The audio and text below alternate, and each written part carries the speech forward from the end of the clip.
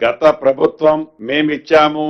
అని గొప్పలు చెప్పుకునే దానికంటే అతి గొప్పగా రేపటితో ఇంకా 400 కోట్లు వేయాల్సి ఉంది. రేపటితో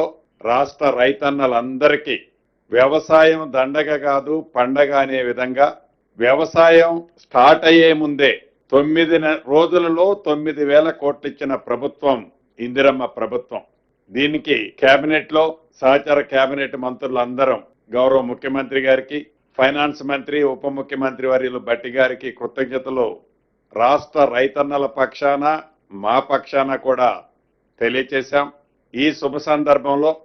రేపు సాయంత్రం 4 గంటలకి ఎలానైతే లాంచ్ చేసేటప్పుడు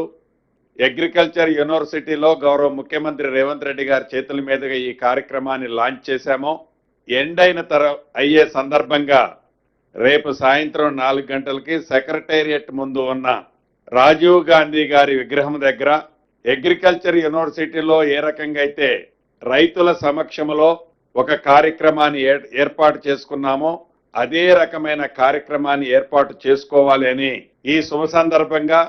రైతులందరూ సంతోషంగా పండగ వాతావరణాన్ని గడుపుకునే దాంట్లో గౌరవ ముఖ్యమంత్రి గారు కేబినెట్ కూడా పాలు పంచుకోవాలని కేబినెట్ సమావేశంలో నిర్ణయం చేసుకోవటం జరిగింది.